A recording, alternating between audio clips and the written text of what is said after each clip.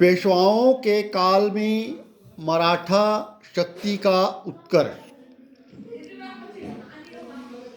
मराठा शक्ति के चरम उत्कर्ष के क्षेत्र में पेशवाओं का योगदान उतना ही महत्वपूर्ण है जितना मराठा शक्ति की स्थापना के क्षेत्र में शिवाजी का।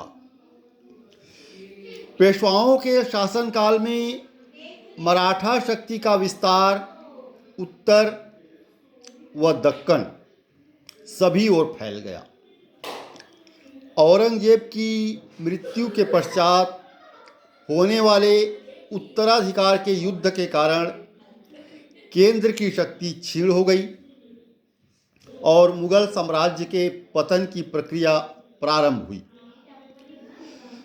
जिसका फायदा मराठों ने उठाया।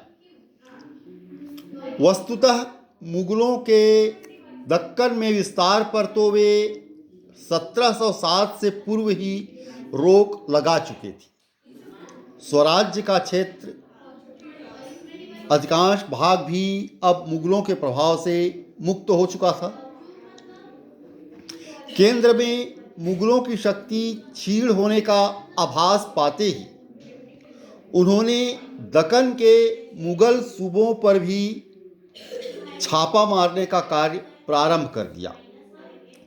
इस प्रकार मराठों की शक्ति निर्बाध गति से बढ़ती चली गई। वह कुछ ही समय में वे दक्कन की सर्वप्रमुख राजनीतिक सत्ता बन गए।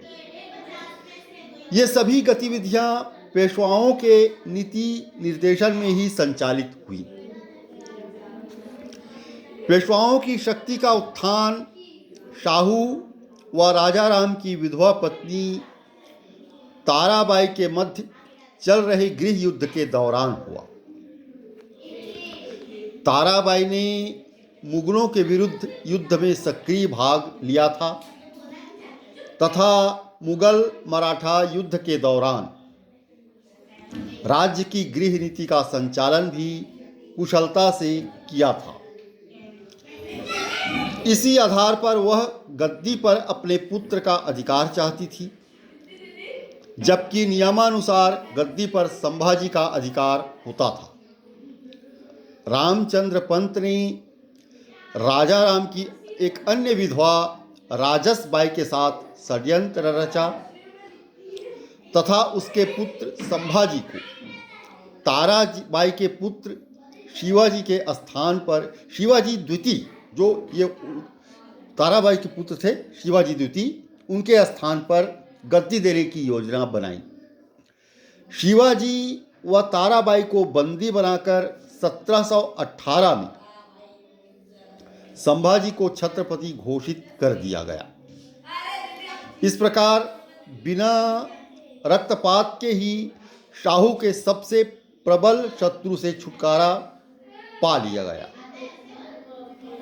यद्यपि इसके लिए मराठा राज्य को दो शासन इकाइयों सतारा तथा कोल्हापुर में विभाजित करना पड़ा, किंतु तत्कालीन स्थिति में गृह युद्ध की समाप्ति तथा शांति की स्थापना का कार्य राज्य विभाजन से कहीं अधिक महत्वपूर्ण था।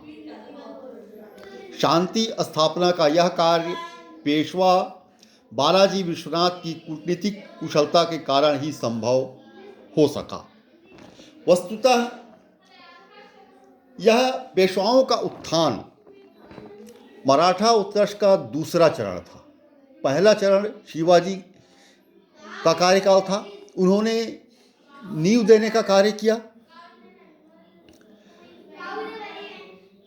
उनकी इस परंपरा को स्वराज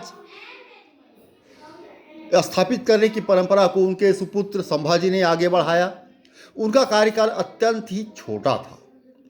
उसके बाद संभाजी के वीरगति पाने के बाद मराठे अपनी स्वतंत्रता के लिए, स्वराज के लिए संघर्ष करते रहे। इसी के बाद फिर 1707-8 ईस्वी के आसपास पेशवाओं का उत्कर्ष प्रारंभ हुआ और उन्होंने इसे एक नई गति दी। मराठा उत्कर्ष को मराठा उत्थान को।